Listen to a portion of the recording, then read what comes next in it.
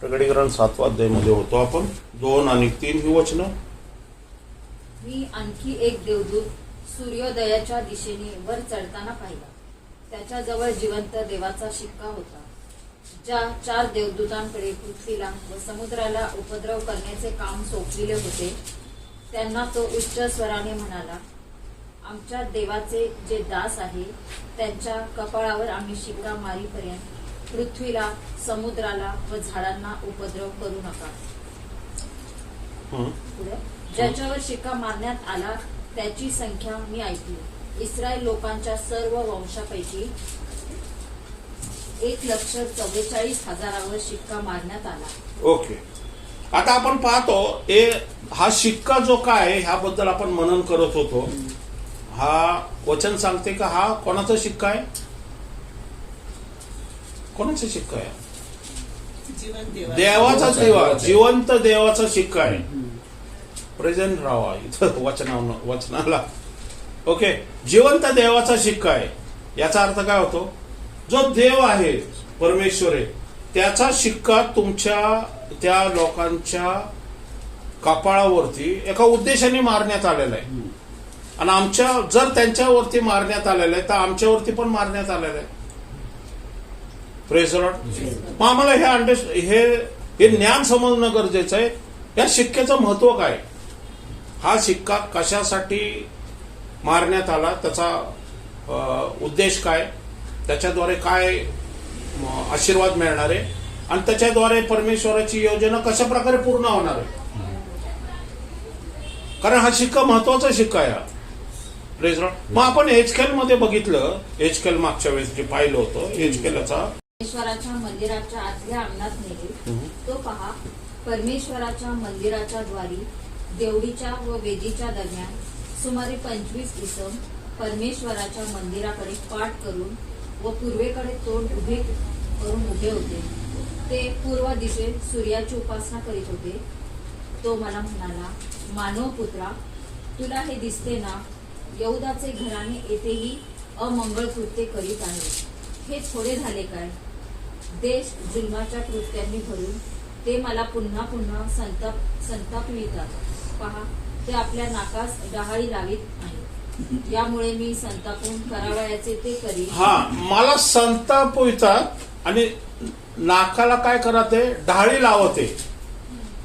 ही एक प्रेयरची पॅटर्न आहे, जे ग्रीक लोकांचं प्रार्थना कराय पॅटर्न काय म्हणतो आपण? पद्धत आहे ती, की ते डहाळी लावून ते परमेश्वराला असं नाही का आपण म्हणतो, तशा प्रकारचं ते पद्धत आहे ती. आणि डहाळी लावून ते काय करतं? मला संताप होते, म्हणजे ईर्ष्या पेटवतात ते, की परमेश्वरा तू तर आम्हाला सोडलं तर आम्ही काय करतो? आम्ही आता ग्रीक देवतांची उपासना करतो, कारण तू सक्षम नाहीये. परमेश्वर म्हणतात ते मला संताप आणतात ते. Praise Lord. हा, यामुळे मी संतापून करावयाचे ते करी. मी त्याचवर कृपादृष्टी करणार नाही, त्यांची गय करणार नाही. त्यांनी मोठ्याने माझ्या कानी आरोळी मारली तरी मी त्यांचे ऐकणार नाही. हे सर्वात भयानक आहे. ज्यावेळेस परमेश्वराचा एखादा निर्णय घडतो अशा प्रकारे, एक तर तो मंदक्रोध आहे. आणि मंदक्रोध असल्यावरती त्याची दया जी असते ना, ही त्याने स्ट्रेच केली. स्ट्रेच म्हणजे काय? लांबवलेली असते. आणि ही ज्यावेळेस दया लांबवत होतो त्यावेळेस समजायचं की न्याय येणार नाही असं लोकांना वाटतं, पण न्याय ठरलेला आहे. Praise Lord. ज्यावेळेस दया लांब केली जाते या कृपा लांब केली जाते, याचा अर्थ असा नाही होत की पृथ्वीवरती तुम्ही तुमच्या मनाने काही करू शकता, लोक आपल्या मनाने काही करू शकतात, असा त्याचा अर्थ होत नाही. तर परमेश्वर सूट देतोय. पेत्र म्हणतो ना, की कोणी म्हणतं की ख्रिस्त अजून आला नाहीये. आम्ही तर हजारो वर्षापासून ऐकलं की ख्रिस्त येणारे. पेत्र काय म्हणतो की परमेश्वराचा एक दिवस 1000 वर्षासारखा आणि 1000 वर्ष एक दिवसासारखा आहे. तो ह्यासाठी येत नाही की तो तुमचं सहन करत आहे आणि संधी देत येतो. कारण जर त्याने जर सहन केलं नाही आणि जर तो आला तर तुम्ही जर न्यायस्थानासमोर उभा राहाल डायरेक्ट. आज कृपेचा काळ आहे, तर तुम्हाला पश्चाताप करायची संधी आहे. तुम्ही देवाकडे परत वळू शकता आणि परमेश्वराला क्षमा मागू शकता. पण आता वचन काय सांगते, ते शेवटचं वचन ते, त्यांची गय करणार नाही. त्यांनी मोठ्याने माझ्या कानी आरोळी मारली तरी मी त्यांचे ऐकणार नाही. त्यांची गय करणार नाही. नंबर 1. मग आता काय करतोय परमेश्वर? गय करतोय. आरोळी मारली तरी, आणि कशी आरोळी येते? मोठ्याने. Praise the Lord. वचन सांगते परमेश्वर असा आहे की आपल्या अंतःकरणातल्या गोष्टी पण ओळखतो तो, आणि तो मंद नीतिमान व्यक्तीची मंदवाणी पण, दुःखाने केलेली याचना पण तो ऐकतो.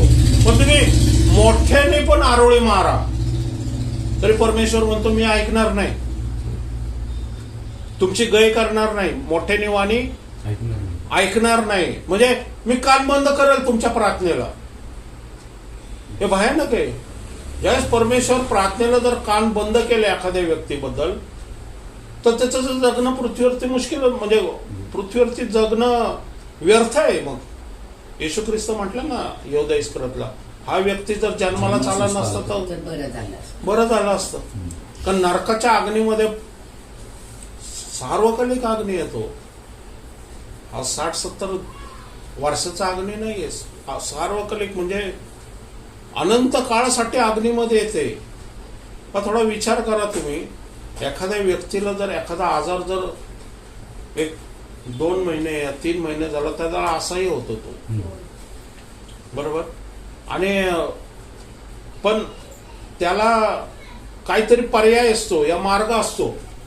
डॉक्टर असतात, प्रार्थना असते, हे का नाही, आणि त्याच्यातून सुटकेचा मार्ग असतो. त्याला परमेश्वर चिन्ह चमत्काराने त्या गोष्टी करू शकतो, घडू शकतो.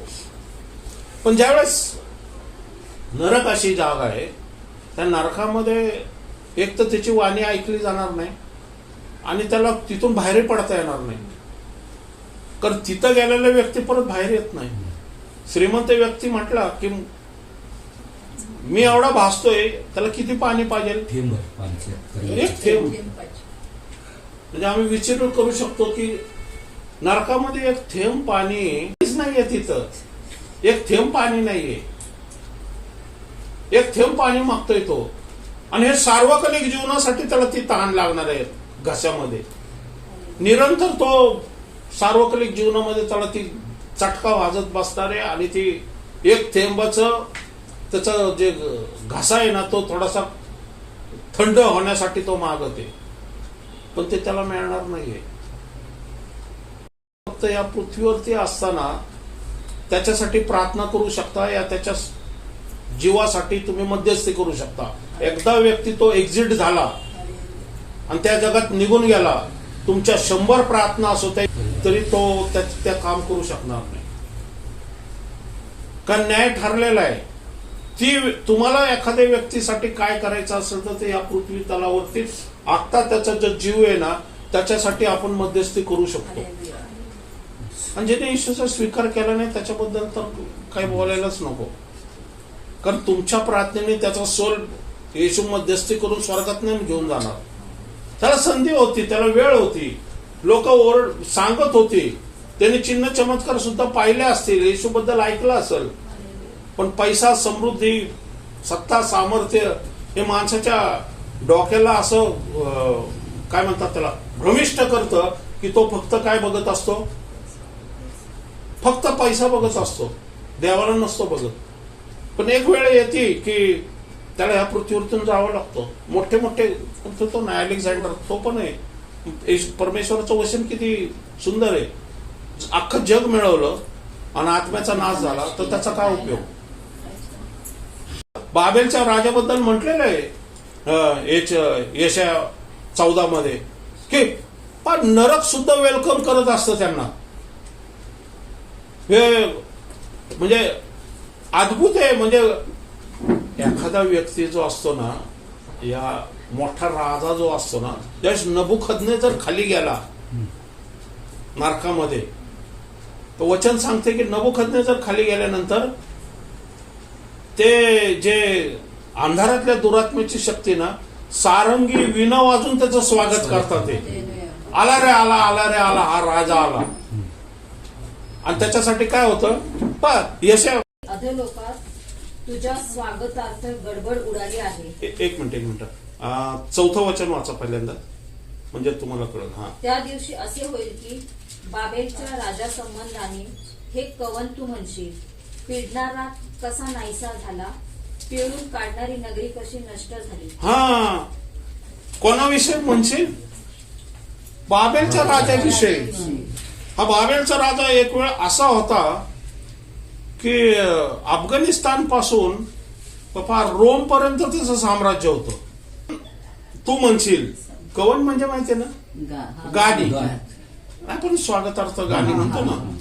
म्हणजे की पिळून काढणारी नगरी कशी नष्ट झाली, म्हणजे अख्ख्या जगाला काय केलं त्याने? पिळून टाकलं. कोणी? बाबेलच्या राजाने.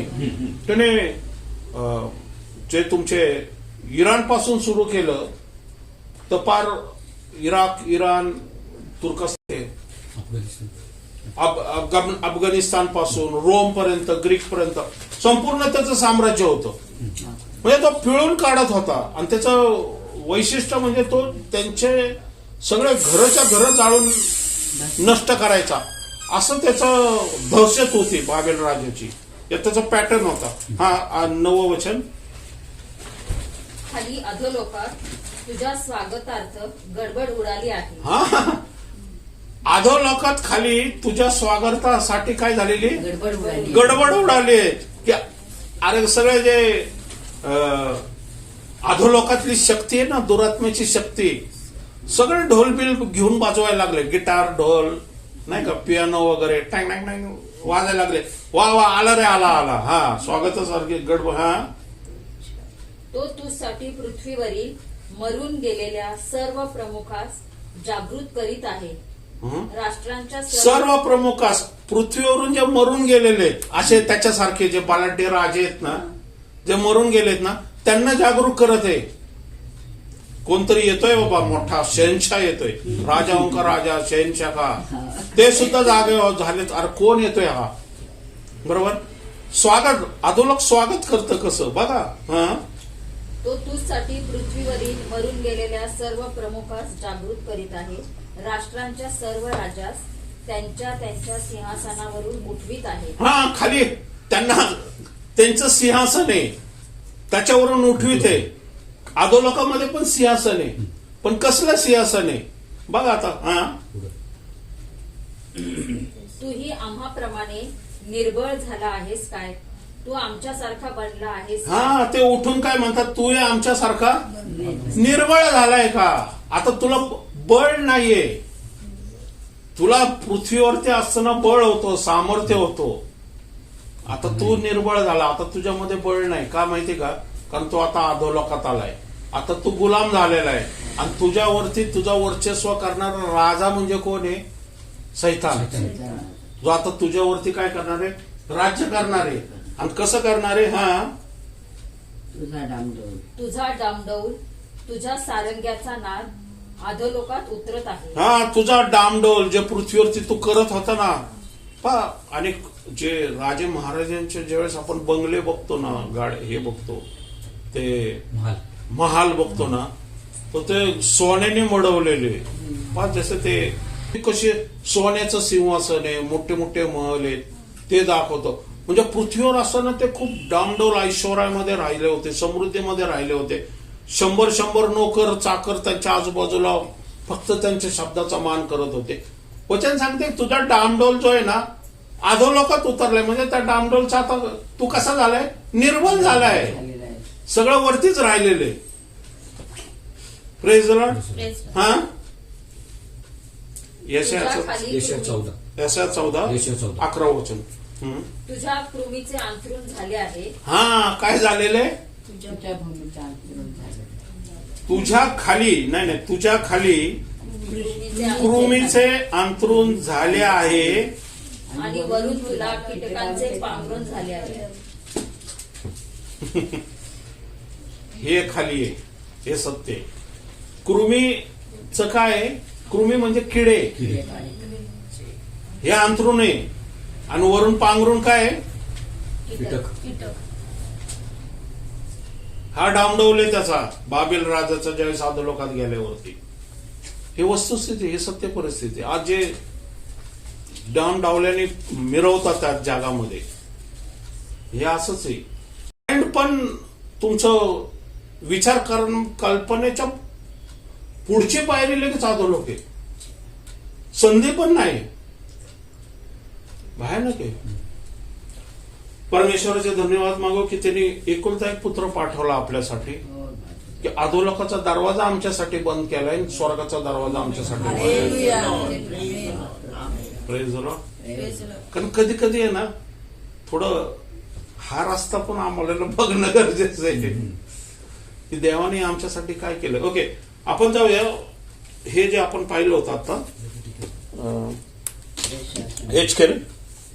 हेचकेलाचा आता नवा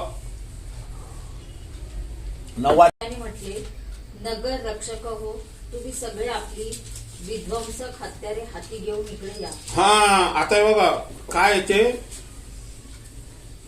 हे आता स्पिरिच्युअल आहे, आध्यात्मिक आहे.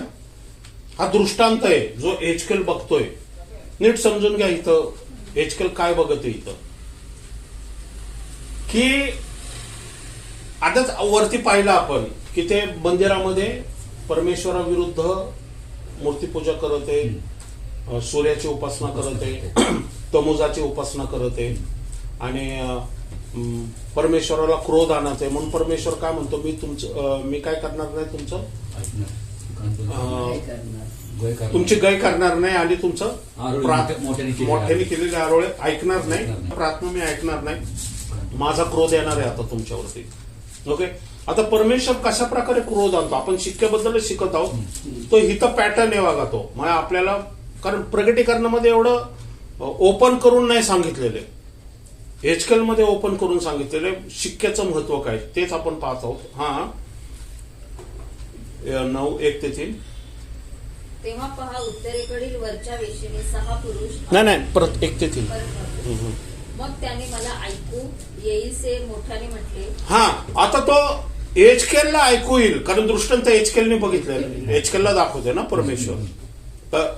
पण दृष्टांतामध्ये कसं असतं माहिती का, ज्यावेळेस आपण दृष्टांत आपल्याला पडतो ना, त्यावेळेस आपण जणू काय त्या परिस्थितीमध्ये मातलाच एक भाग असतो दृष्टांतामध्ये, आणि आपल्याला जणू काय आपण असं बघत असतो जसं काय आपण त्याच्यामध्ये उभा आहोत.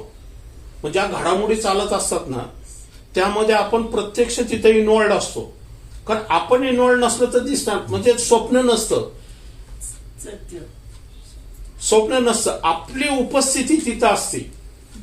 म्हणजे मला जेव्हा स्वर्गारोहण दाखवलं देवाने, त्यावेळेस माझी उपस्थिती तिथं होती आणि मी बघत होतो. म्हणजे मला सुद्धा ते वाऱ्याची जाणीव, शब्दाचं ऐकू येणं, या अग्नीचा चटका, या बाकीच्या गोष्टी आहेत ना, ते तुमच्या आत्म्याला स्पर्श होत असतात.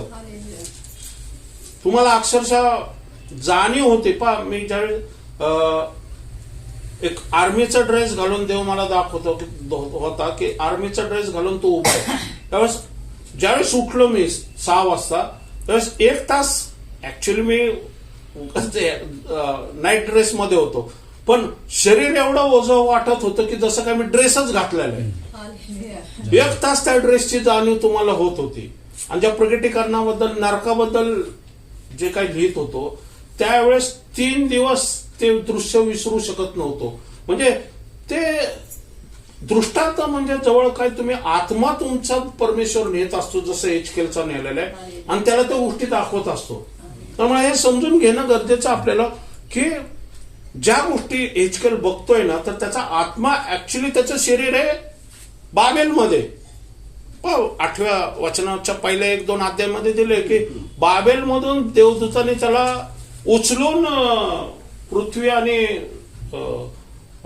आकाशच्या मध्ये उचलून असं त्याच्या केसाच्या एका बट्टेला उचलून असं दिलेलं आहे 8व्या वचनामध्ये. तिथं जात नाही, पण उचलून तो मंदिरामध्ये नेऊन दाखवते. त्याला म्हणतो भिंत खण. आता मंदिराची भिंत कसं खणलतो, हे दृष्टांत आहे. तो म्हणतो ना, वचनात दिलेले भिंत खण म्हणून, तो थोडी भिंत खणतो, पण दृष्टांत म्हणजे जणू काही तो भिंत खणतोय. भिंत खणून भिंतीच्या आतमध्ये असलेल्या गोष्टी तो पाहतोय, या परमेश्वर त्याला दाखवतोय.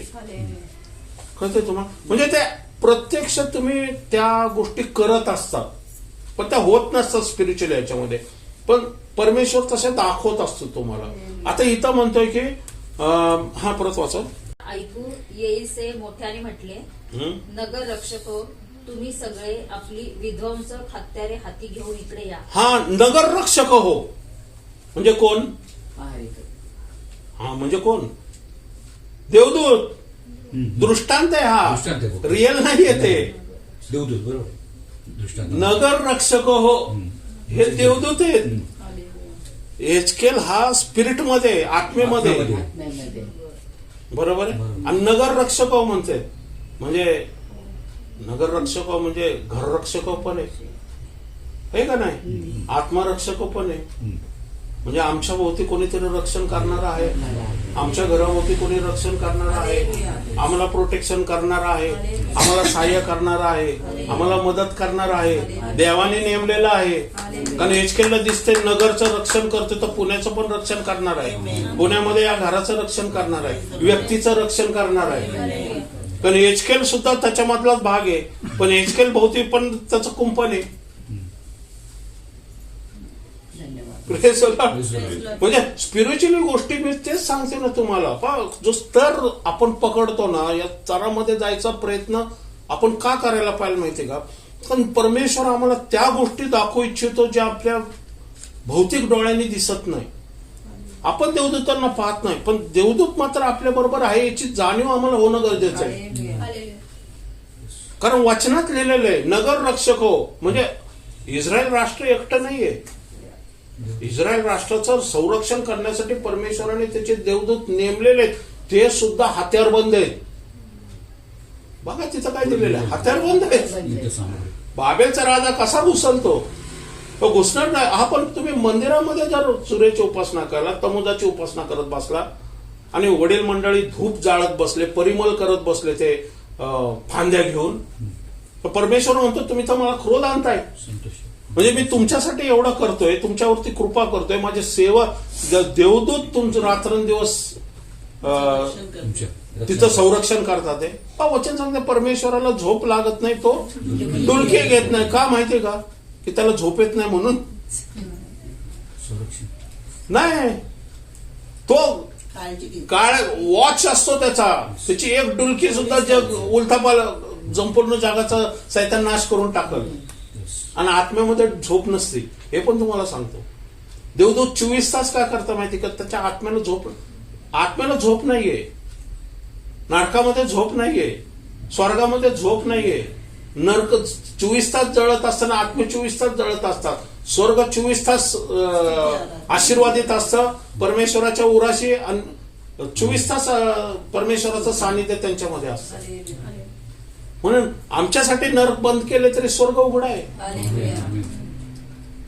आमच्या त्रासामध्ये, आजारामध्ये, गंभीर समस्यामध्ये आपल्याला एक गोष्ट समजणं गरजेचं आहे की परमेश्वराचे संरक्षण नगररक्षक जे आहेत ना, या आमच्या शरीराचं संरक्षण करणारे देवदूत जे आहे ना. पण येशू म्हणतो ना की ह्या प्रत्येक व्यक्तीला तुम्ही कमी लेखू नका, शिष्याला सांगतो, कारण ह्यांचे देवदूत नित्य नियमाने परमेश्वराच्या समोर उभे असतात.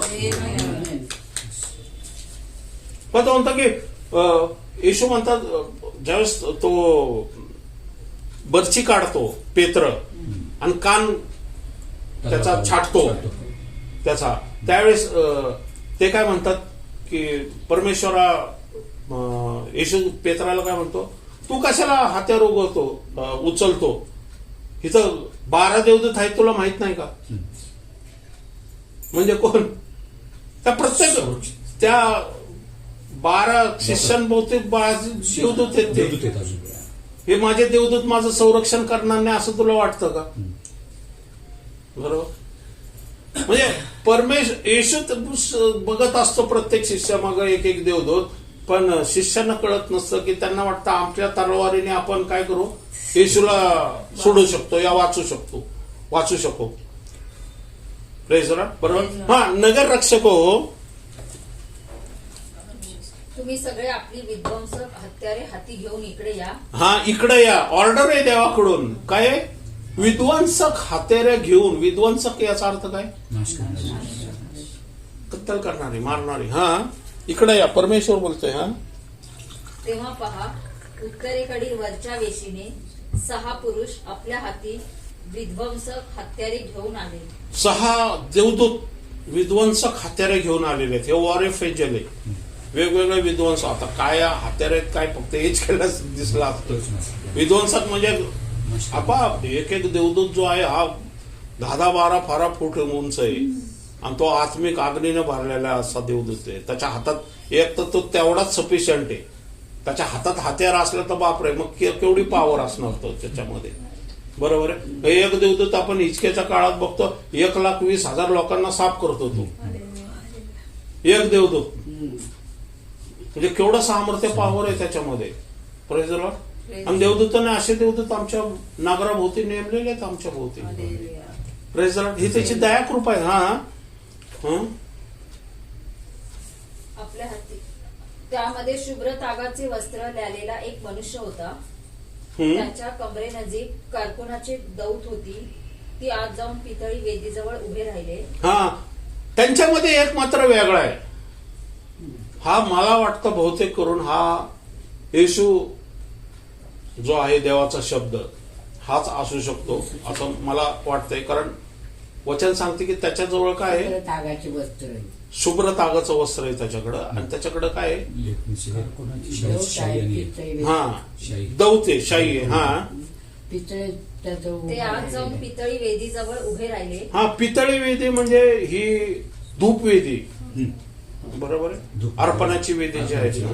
हा, करुबारूढ असलेल्या इस्रायलाच्या देवाचे तेज तेथून निघून मंदिराच्या उंबरठ्यावर आले. उंबरठ्याजवळ आलेले ते. हा, आणि कमरे नजीक कारकुनाची दौत असलेल्या व शुभ्र तागाचे वस्त्र ल्यालेल्या त्या मनुष्यास त्याने हाक मारली.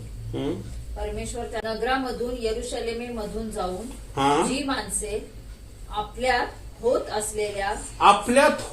असलेल्या म्हणजे मंदिरात होत असलेल्या सर्व अमंगळ कृत्यांमुळे उसासे टाकत आहे. हा, विलाप करीत आहे. विलाप करत आहे. का उसासे टाकून विलाप करत आहे?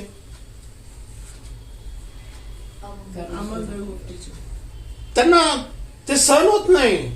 देवाच्या मंदिरामध्ये जो तो याजक आहे ते ज्याला म्हणतात सूर्याची उपासना करतात, त्या तमोजाची उपासना करतात, अन्य देवतेची उपासना करतात आणि जे परिमळ आहे या प्रार्थना त्यांच्यासाठी प्रार्थना करतात पवित्र मंदिरामध्ये. पण अशी काही लोक आहे जे परमेश्वरावरचं भय ठेवून आहेत, जे वचनाने चालणारे, वचनावरती विश्वास ठेवणारे आणि जे नीती अजून सुद्धा त्यांच्यामध्ये नीतिमानपणा आहे. आणि ते काय करतात ते उसासे टाकत येते की परमेश्वरा तू तुझ्या पवित्र मंदिराला वाचव. आता आमच्या हाती तर नाहीये कारण आम्ही आता दुर्बल आहोत. आमची ती कॅपॅसिटी कदाचित ते आम्हाला मारून टाकतील.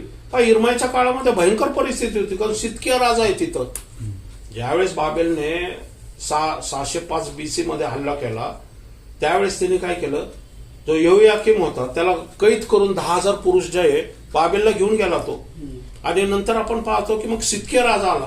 पण सिदकिया राजा हा जे म्हणतो ना आपण पूर्वीचे राजे कसे एखाद्या राजावरती हल्ला करायचा आणि मग त्याला हरवायचं, मग त्याला नेमायचं. पण त्या राजाने काय करायचं, त्यांना दर महिना खंडणी द्यायची. बरोबर, दर महिना या वर्ष 6 महिने काय ठरलं तह म्हणतो ना आपण, तर तह प्रमाणे खंडणी द्यायची.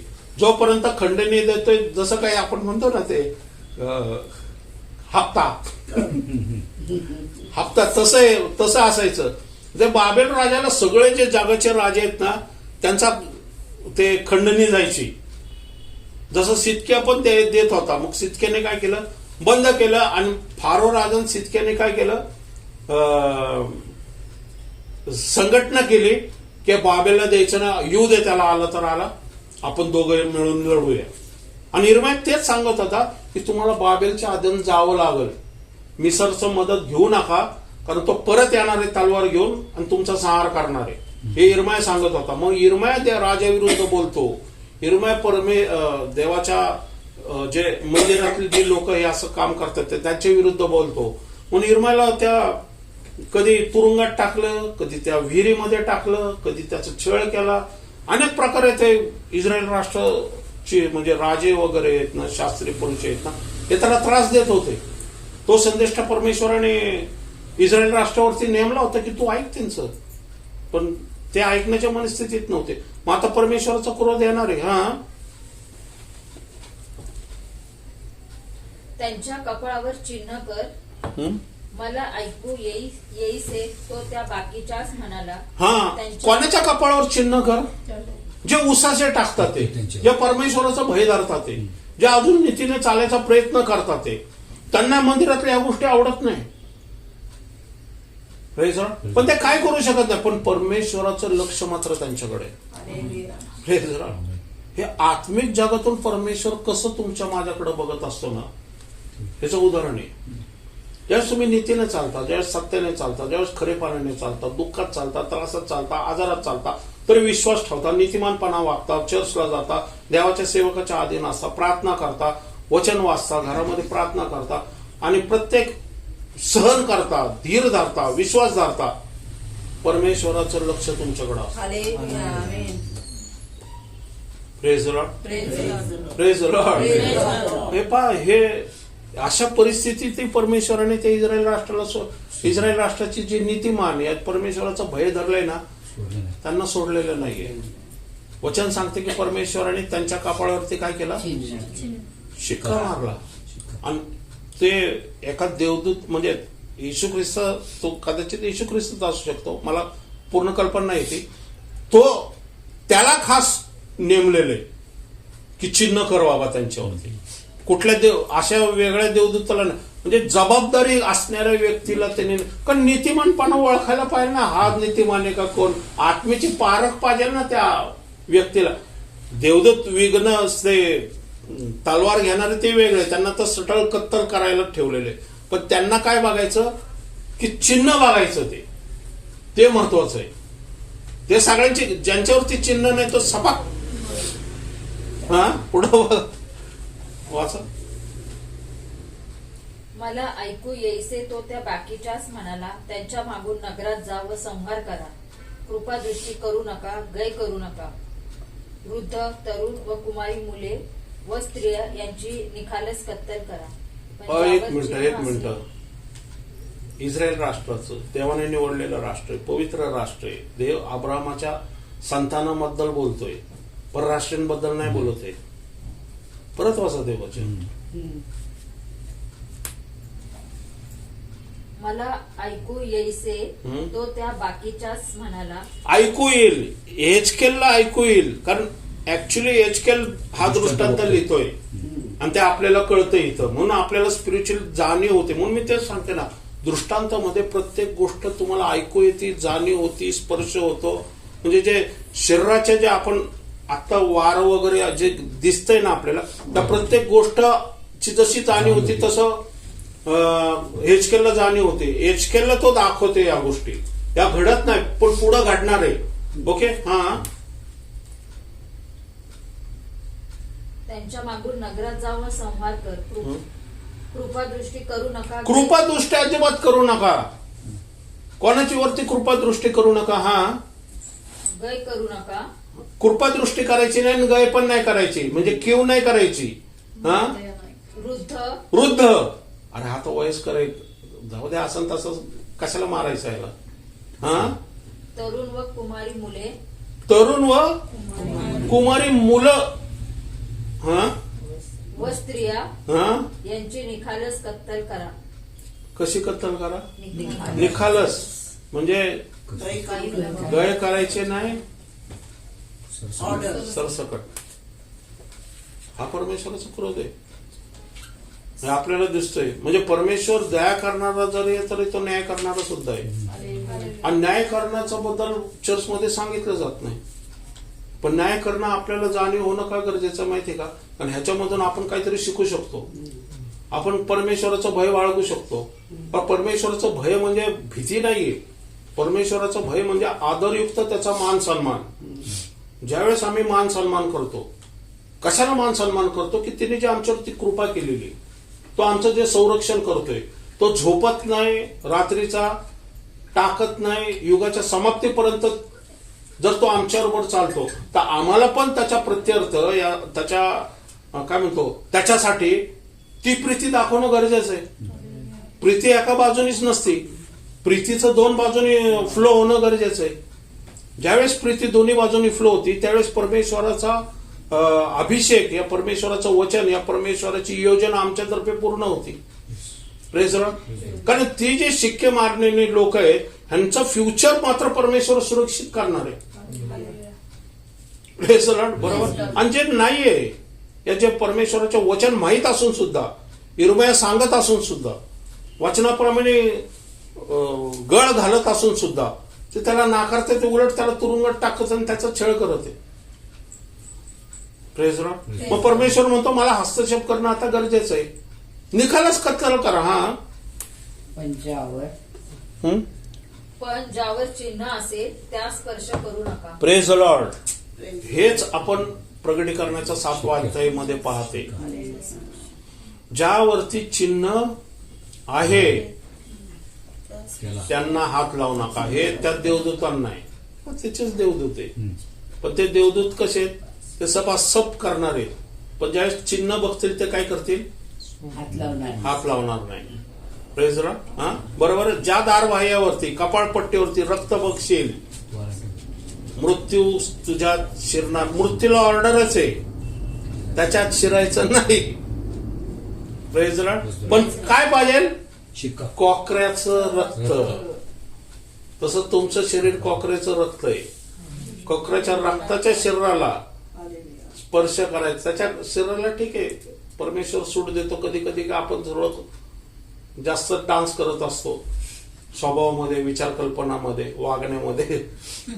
मग परमेश्वर काय करतो? सूट देतो. जा बाबा थोडस शरीराला.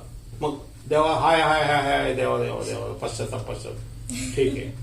देव म्हणतो जीवाला नको काय करू. Praise Lord. कारण ते शरीर काय आहे? रक्ताच्या आवरणा कुंपणाखाली. Praise Lord. Praise Lord. आपण आपला पण शिक्का बघणार आहोत. हा पुढं माझ्या पवित्र स्थानापासून आरंभ करा. Praise Lord. काय? कुठून करा? हा. देव असं नाही म्हणत पार त्या गल्ली कोपऱ्यात आहे ना, तिथून सुरू करा. मी काय सांगतो, आपण काय म्हटलेले, पुलपीट वरून न्याय सुरू होणार आहे. सर्वात प्रथम तो पास्टर, तिथून सुरू होणार आहे. हे मी नाही सांगत, वचन आहे ते. म्हणून पाऊल काय म्हणतो, तुम्ही सामान्य असताल तर ठीक आहे, शिक्षक होऊ नका, प्रेषित तर अजिबात होऊ नका जर नसल पाचारण तर. कारण मग न्याय जास्त त्यावर उतरून येतो. काय काय गोष्टी आम्हाला वचनामधून स्वीकार करणं गरजेचं आहे. कारण जर पुलपीटवरून न्याय येणार आहे, तर पुलपीटवर तुम्ही जे उभा राहताय, तुम्ही कसे आहात? शुद्ध, पवित्र, निष्कलंक आहे का? देवाला प्रिय आहेत का? देवाच्या योजनेप्रमाणे चालताय का? देव जसं सांगतो त्याप्रमाणे मार्गक्रमण करताय का? तुमच्यामध्ये पैशाचा मोह आहे का? सत्तेचा मोह आहे का? तिथं उभा राहण्याचा मोह त्या पाचारणापेक्षा जास्त झालाय का? अभिषेक जास्त आहे पण ज्ञान नाही. अभिषेक जास्त आहे पण प्रीती नाहीये, नुसता भापका. देवाला ते नकोय. कसं माहिती का? अभिषेक जास्त होतो ना, नीट लक्षात, अभिषेक जास्त होतो ना, लोक येशूपेक्षा ना त्या व्यक्तीच्या मागे जातात. फक्त नाव टाकलं ना, लोक त्या नावाच्या पाठीमागे पळतात. पास्टर मला थोडा हात लावा, हात लावा. अरे पण येशू तिथं आहे ना. येशूला विसरतात, तोच देव होतो. Praise Lord. बरोबर. अभिषेक आहे, देवाने निवडलेले, योग्य आहे, मान्य आहे. Praise Lord. पण तुम्ही ज्यावेळेस एखाद्या व्यक्ती समोर जाता, त्यावेळेस आपण लीन नम्रता असणं का गरजेचं आहे? की त्या व्यक्तीमध्ये सुद्धा लीन नम्रता असणं गरजेचं आहे. पण मोस्टली अभिषेक वेळेस मनुष्याच्या विचार कल्पनामध्ये मीपणा, अहंकार, सत्ता सामर्थ्य, कारण लोक जनसमुदाय लाखो लोक तुमच्यासाठी वाट बघत असतात. एक ज्याला म्हणतो ना सेलिब्रिटी होतो मग तो, बरोबर. पण त्याच्यामध्ये एखादा व्यक्ती लीन नम्रता जर टिकून असेल ना तर मग परमेश्वर मात्र त्याला उपयोगात आणतो. Praise the Lord. Praise the Lord. बरोबर. अनेक सेवक आहेत जे मोठ्या पदावरती पण ते अजून लीन नम्र पण चाललेले, देव त्यांच्या मिनिस्ट्रीद्वारे काम करत असतो. Praise the Lord. पण त्यासाठी अंकुरला स्वतः म्हणतो ना, माझ्यावरती असलेल्या माझ्यावरती असलेल्या अभिषेकामागं जाऊ नका, येशूकडे बघा, येशूच्या मागं जा, येशूला तुम्ही सर्व प्राधान्य द्या. कारण जर माझ्या मागं झालं तर माझ्याकडून काहीच मिळणार नाही. अभिषेकामधला थोडासा हिस्सा मिळेल तो पण ज्यावेळेस तुम्ही चर्चला येताल तेव्हा. पण येशू असेल तर 24 तास येशू तुमच्याबरोबर असणार. या कुठला देवाचा सेवक 24 तास तुमच्याबरोबर नसणार, पण येशू मात्र असेल. बरोबर. आणि येशू ज्यावेळेस तुमच्याबरोबर असेल तर येशूचा अभिषेक पण 24 तास तुमच्याबरोबर असेल. हे देवदूत पण तुमच्याबरोबर 24 तास असते. व्यक्ती पुढे पाठीमागं देवदूत काम करत नाही, देवदूत येशूच्या मागं काम करतात, येशूच्या नावापाठीमागं चालतात, येशूच्या नावाप्रमाणे तुम्हाला संरक्षण देतात, येशूच्या असलेल्या शिक्क्याकडे ते बघत असतात ना. त्या व्यक्तीच्या चर्चमध्ये आपण जातो म्हणून हा ह्या मिनिस्ट्रीचा आहे, अरे त्या मिनिस्ट्रीचा शिक्का लोगो गाळ्यात तू एवढा मोठा क्रॉस घालून उपयोग नाहीये. तुझ्या कपाळावर येशूचा शिक्का आहे का? आहे. अमुक देवदूत तुझ्या मागे आहे. Praise the Lord. हा पुढं. माझ्या पवित्र स्थानापासून आरंभ करा. तेव्हा मंदिरापुढे असलेल्या वडिलांपासून त्यांनी आरंभ केला. कोणापासून आरंभ केला? मंदिरापुढे असलेल्या वडिलांपासून. दानर पण गोळा करणारे, भाषण देणारे, संदेश काय म्हणतात ते अनाउन्समेंट करणारे, इथूनच सुरुवात सपासप. म्हणजे याजक तर पहिला याजकच गेला, मग वडील आले दानर पण घेणारे. पण मला तर एक व्यक्ती बोलला ना, मला अक्षरशः अंगावरती काटा उभा राहिला की चर्च मधून एखादा व्यक्ती 2000ची नोट काढून खिशात टाकतोय. म्हणजे मला तर खरंच काय तुला कसं धजवतो. अरे बाप. म्हणजे हा वाच. तेव्हा मंदिरापुढे असलेल्या वडिलांपासून त्यांनी आरंभ केला. त्याने त्यास म्हटले, मंदिर भ्रष्ट करा, अंगणे वधिलेल्यांनी भरून टाका. हा म्हणजे परमेश्वर म्हणतो दगड मातीच्या मंदिरामध्ये मला इंटरेस्ट नाहीये. बरोबर. मी तिथं जे माझे जे पवित्रता आहे, वचन सांगते उंबरट्यावरती आलेले ते म्हणजे मंदिर पवित्र स्थान परमेश्वराने सोडून दिलंय. परमेश्वर म्हणतो आता मी या मंदिरामध्ये मी राहणार नाही, कारण यांची माझी पवित्रता आता ह्या लोकांनी नाकारलेली. त्यांची प्रार्थना ऐकणार नाहीये, मी त्यांची गय करणार नाहीये. बरोबर आहे. हा. अंगणे वधिलेल्यांनी भरून टाका, चला निघा. तेव्हा त्यांनी जाऊन चला निघा लगेच. हा हा. त्यांनी जाऊन नगरात संहार चालविला. हा. त्यांनी अशी कत्तल चालविली असता मी सुटलो. तेव्हा मी उपडा पडून ओरडून म्हणालो, मी सुटलो. कोण सुटला? हेच केल. कारण का? त्यांच्यातून देवाचा शिक्का. हा. त्याच्यावरती देवाचा शिक्का होता म्हणून सुटला. हेच केले म्हणून सुटणार नाही तो. Praise the Lord. पास्टर आहे म्हणून सुटणार नाही. तुझ्या डोक्यावरती देवाचा शिक्का आहे, मग सुटशील. Praise the Lord. स्वर्गारोहणामध्ये यादीत आहे, मग जाशील. Praise the Lord. Praise the Lord. बरोबर आहे. हा. तो मी सुटलो. हा. त्यांनी अशी कत्तल चालविला असता मी सुटलो. तेव्हा मी उपडा पडून ओरडून म्हणालो, हाय हाय प्रभू परमेश्वरा, तू यरूशलेमेवर आपल्या क्रोधाचा वर्षाव करून अवघ्या अवशिष्ट इस्रायलांचा विध्वंस करशील काय? हा. अविशिष्ट म्हणजे काय माहिती का? की उरलेले. कुठले उरलेले? जे बाबेल मध्ये गेले ते तर वाचले, पण जे बाबेल मधून न जाता उरलेले पण त्याने आता मंदिर भरस्त केलेले यिर्मयाच्या काळामध्ये. ते- पण तो आयुष्य आता उरलेल्यांना तर देव त्यांचं पण संहार करतो काय तो, आणि तो उपडा पडतोय. तो उपडा म्हणजे तो घाबरून तो आजूबाजूला कत्तल होताना बघतोय. ऍक्च्युली ऍडव्हान्स मध्ये प्रॉफसी ती हे पुढं घडणार आहे ज्यावेळेस परत तो बाबेलचा राजा येणार आहे त्यावेळेस. कारण इथं मिसर आणि त्यांच्यामध्ये एकजूट झालेली आहे. हा, तेव्हा तो मला म्हणाला, इस्रायल व यहुदा यांच्या घराण्याचा अधर्म अत्यंत भारी आहे. इस्रायल आणि यहुदा घराण्याचा, जे परमेश्वराने निवडलेलं राष्ट्र आहे. परमेश्वर म्हणतो इस्रायल माझ्या काय आहे? डोळ्याचं बुबुळ आहे. बुबुळे बुबुळे. आता काय झालंय बुबुळाला? कारण अधर्म करते. परमेश्वर म्हणतो मी काही करणार नाही. मी निवडलेलं राष्ट्र असलं तरी संहार कुठून होतोय? कत्तल कुठून होती? पवित्र स्थानातून. पवित्र स्थानातून कत्तल आहे. म्हणजे सर्वात पहिल्यांदा विश्वासणार आहे, मग परराष्ट्रीय. कारण देवाचं वचन या काय म्हणतात त्याला, देवाचं ज्ञान आपल्याला आहे, कळतंय? म्हणून म्हणतो ना, हे मिनिस्ट्री करणं एवढं सोपं नाहीये. कारण सर्वात जास्त वेदीवर उभं राहणं हे सर्वात ज्याला कठीण नाही म्हणत आपण, सर्वात पवित्र. जर तुम्हाला असेल तर तिथं उभं राहण्यात आपलं साहेब पाठीमागच्या बेंचवर जाऊन बसा.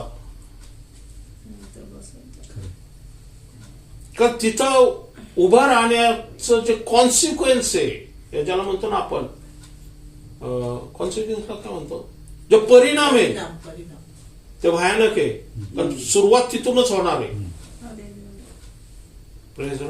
कळतंय? कारण त्या व्यक्तीवरती कारण देवाने आत्मे दिले त्या व्यक्तीच्या हातात. तू पास्टर आहे एखादा चर्चचा, 100, 200, 1000, 1200, 3000, 50,000 आत्मे तुझ्या हातात आहे. तुझ्या एका लेफ्ट राईट झाल्याने सगळ्या आत्मे दुसरीकडे जातील नरकात कुठंतरी. योग्य प्रकारचं मार्गदर्शन त्यांना मिळणार नाही. त्यामुळे त्याच्यावरती असलेल्या अभिषेकाबरोबर त्याला परमेश्वराचं ती पवित्रता, या परमेश्वराबरोबर डेली उपस्थिती, या परमेश्वराबरोबर डेली हितगुज करणं गरजेचं आहे. बरोबर?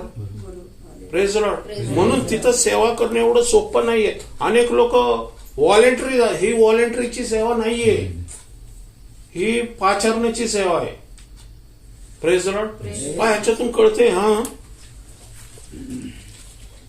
आपण संपूया. इस्रायल व यहुदा यांच्या घराण्याचा अधर्म अत्यंत भारी आहे.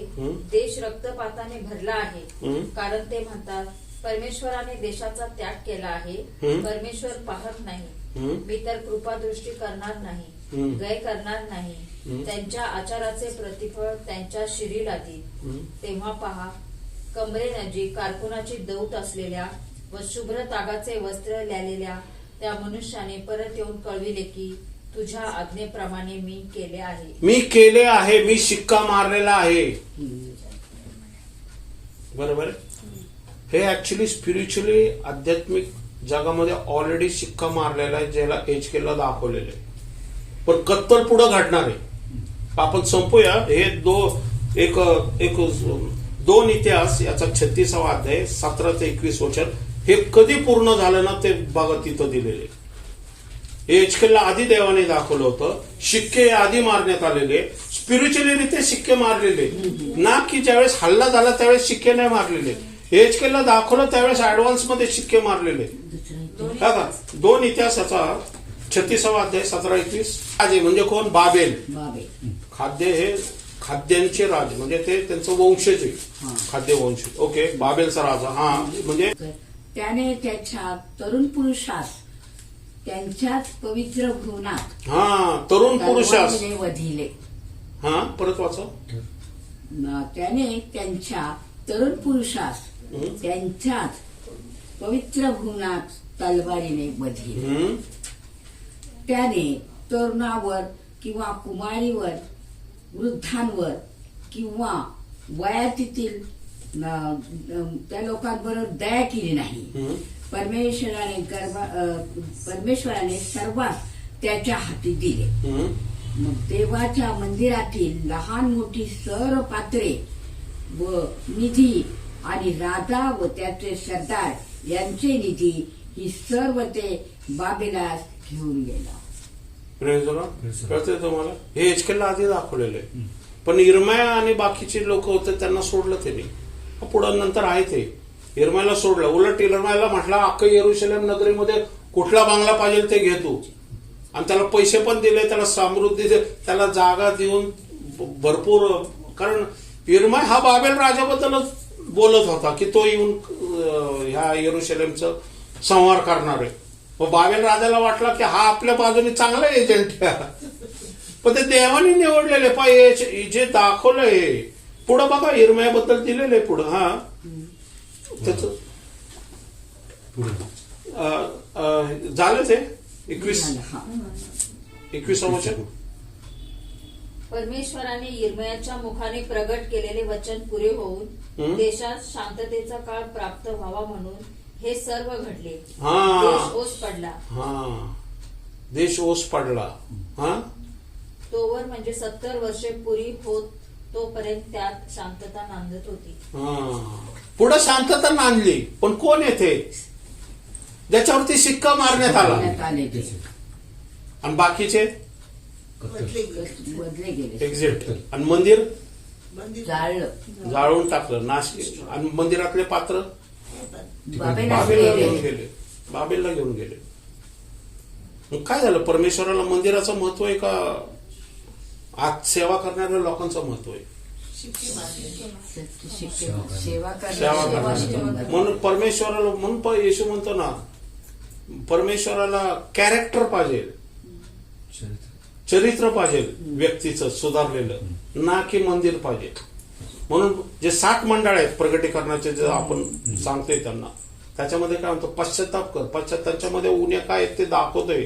येशू स्वतः दाखवतोय आणि त्याचा स्वीकार करायला पाहिजे. आज आपल्याला कळतंय की परमेश्वराच्या ज्यावेळेस आपण सानिध्यात राहतो, नीतीने चालतो, परमेश्वराचं भय बाळगतो आणि परमेश्वराची वचनामध्ये आपण चालत असतो, परमेश्वराचे रक्षक आमच्या भोवती असतात, येशू आमच्याकडे नजर ठेवून असतो.